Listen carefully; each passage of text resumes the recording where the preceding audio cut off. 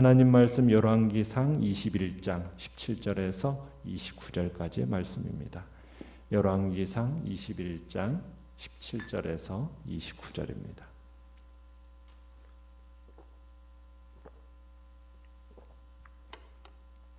열왕기상 21장 17절에서 29절 우리 한 목소리로 같이 읽겠습니다. 시작.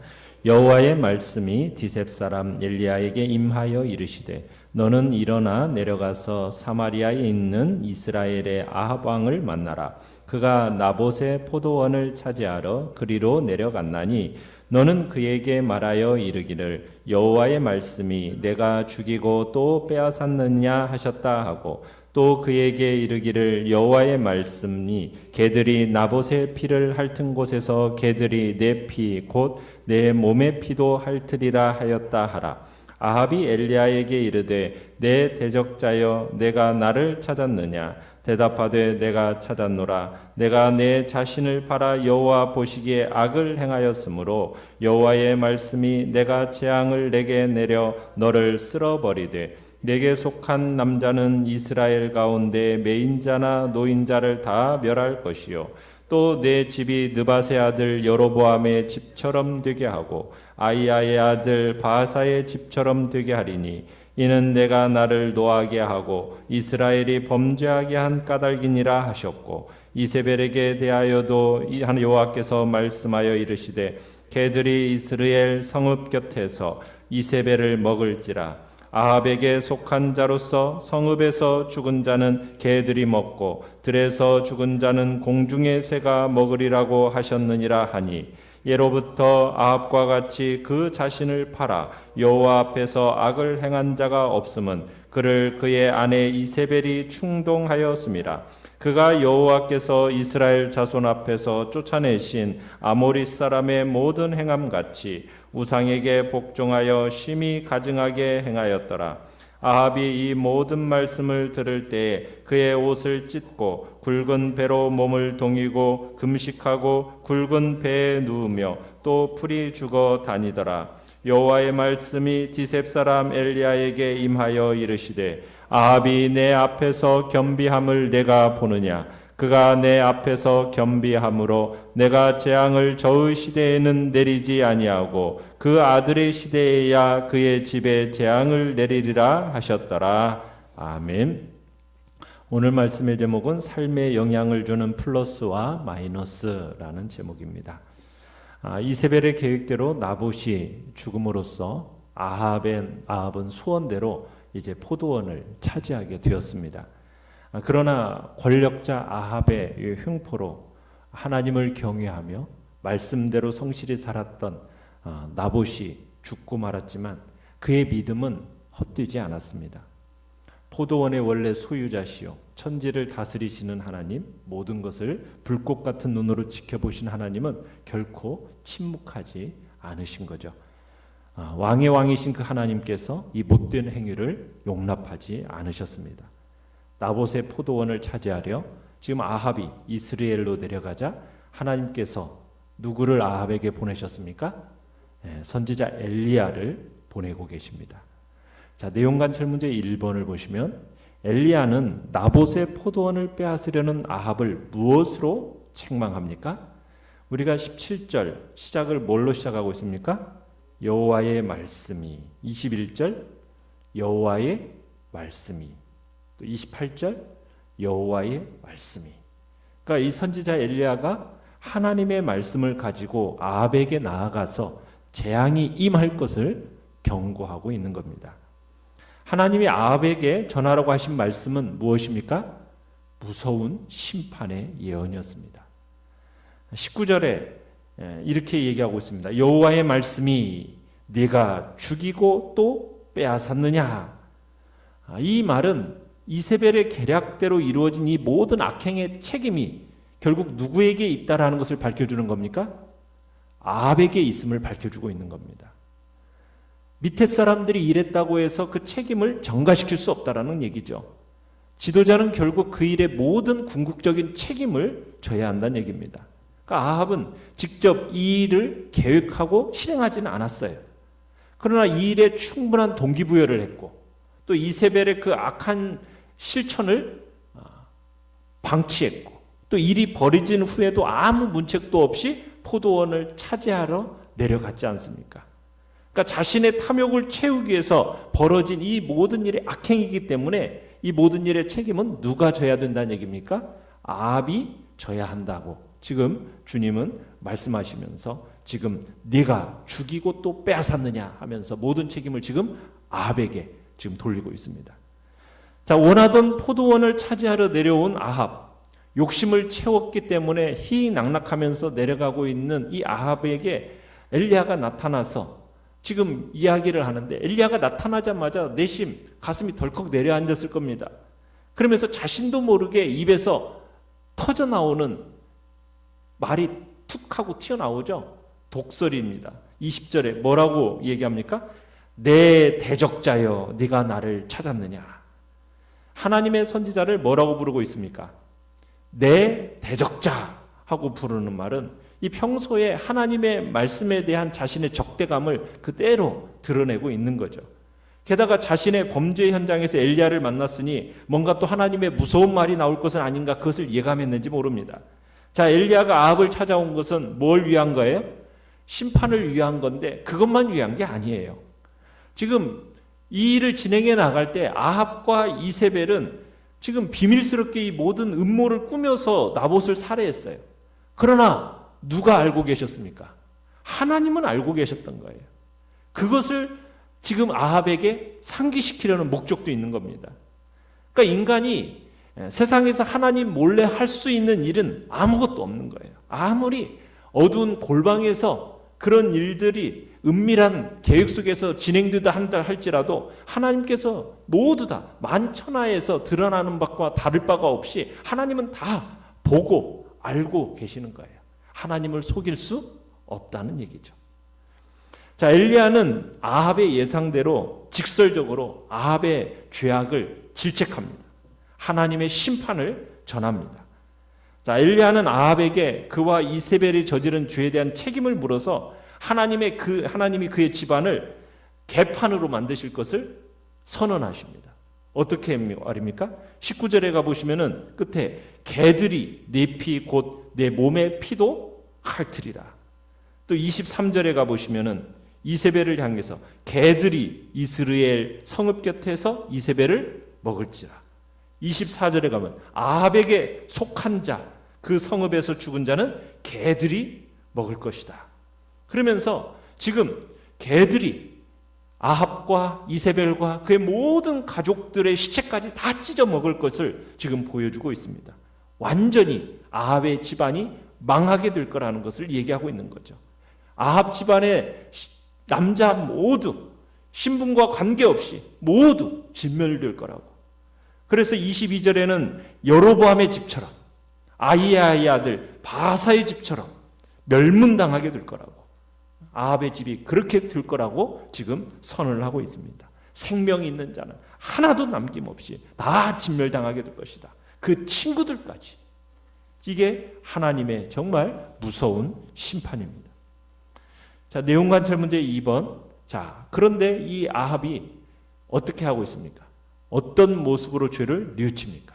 참 놀라운 사실은 뭐냐면 이제까지도 그렇게 수많은 하나님의 말씀을 듣고 거역하던 아합이 이 무서운 심판의 선고를 받자 마음을 겸비합니다.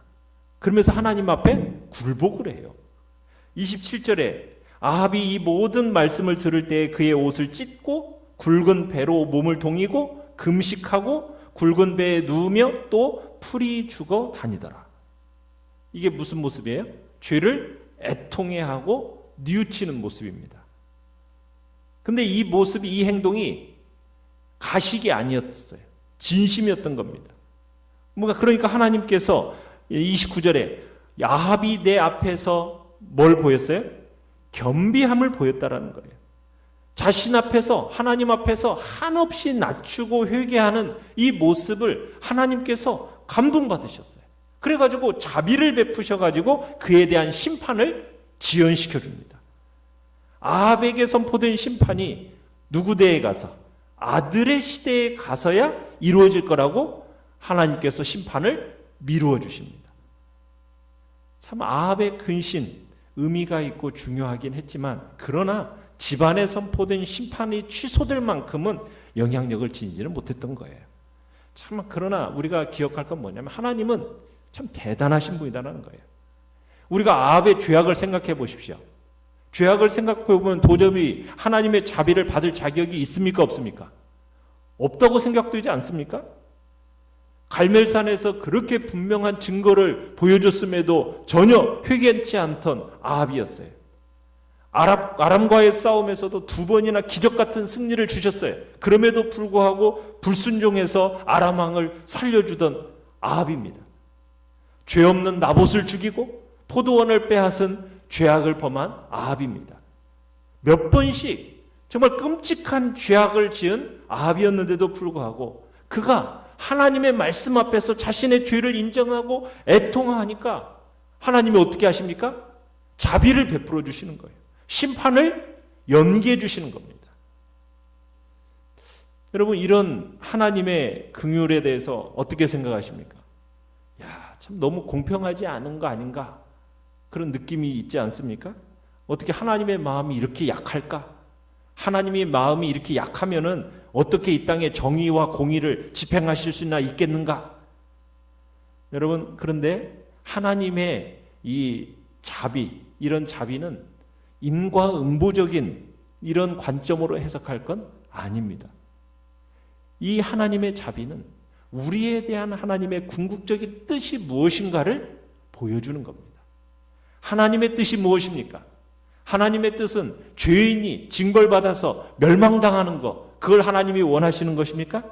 악한 자들을 무자비하게 처단하시는 것, 그걸 즐기시는 것일까요? 아니죠.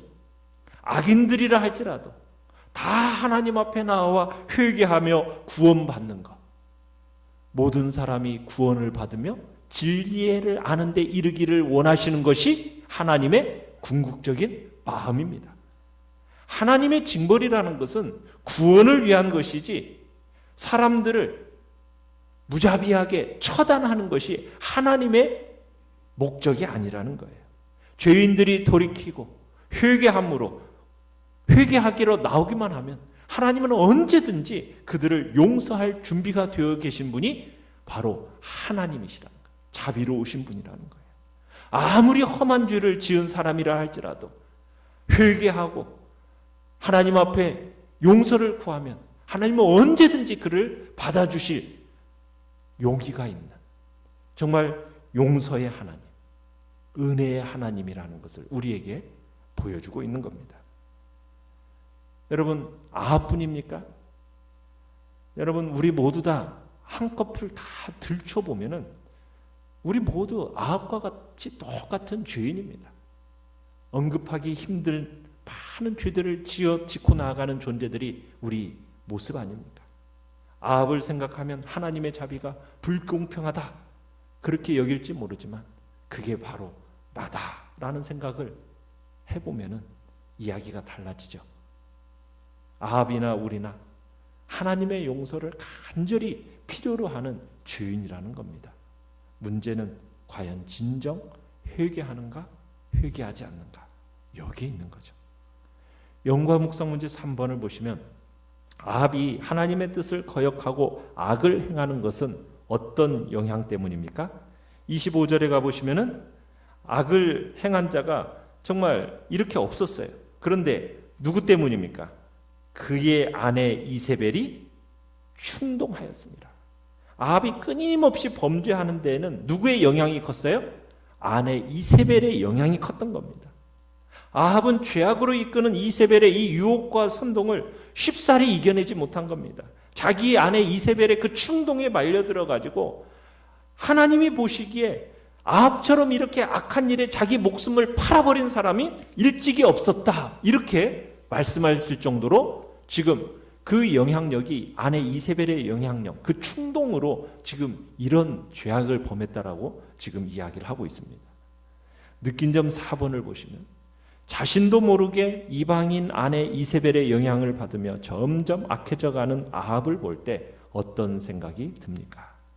참 우리의 인생에 있어서 선인과 악인, 친구와 원수, 이걸 옳게 구분하는 지혜가 얼마나 중요한지를 우리에게 잘 보여줍니다. 아합이 자기의 길을 막는 엘리야는 원수처럼 여기고, 정말 반대로 바알을 이스라엘 땅으로 들여옴으로써 이스라엘에 임한 모든 재앙의 원인을 제공하고 자기를 충동질하고 정말 살인까지 저지르게 하는 이 이세벨은 친구처럼 보이게 합니다. 그게 무엇 때문입니까? 탐욕이 그의 눈을 가리고 있기 때문입니다.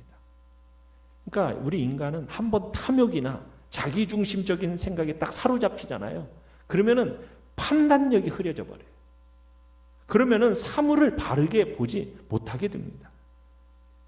우리의 탐심, 자기중심적인 사고, 우리는 연약한 인간으로서 여기에 빠지기가 너무나 쉬워요. 여기서 벗어나야 되는데 이게 참 쉽지가 않습니다. 그것으로부터 벗어날 수 있는 유일한 길은 다른 방법이 없어요. 오직 하나님의 말씀 아래 우리를 쳐서 복종시키는 방법밖에는 없습니다. 하나님의 말씀 아래 우리를 쳐서 복종시킬 때에만 탐심으로부터, 자기중심적인 사고에서부터 벗어날 수가 있게 되는 거죠. 그래서 우리는 늘 하나님의 말씀에 가까이 나아가 그 말씀 앞에 자기를 쳐서 복종시키는 훈련을 부단히 해야 되는 겁니다.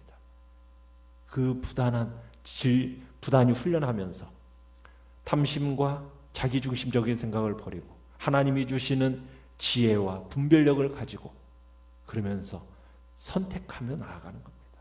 그게 정말 중요한 거예요. 이세벨의 영향력 아래서 살아갔던 그 아합의 인생을 볼 때 누구와 가까이 하는가, 정말 누구의 영향을 받는가가 너무나도 중요하다는 거죠. 결단과 적용 5번을 보시면 내가 옷을 찢는 대신 마음을 찢으며 회개해야 할 것은 무엇입니까? 긍정적인 영향이든 부정적인 영향이든 내가 누구의 영향을 가장 많이 받는지 점검해보고 악한 영향력에서 벗어나도록 기도합시다. 오늘의 기도 같이 읽겠습니다. 시작. 제게 믿음의 동력자들을 붙여주시고 세상으로부터 영향을 받는 것이 아니라 도리어 세상에 영향을 줄 수 있는 그리스도인이 되게 하소서. 아멘.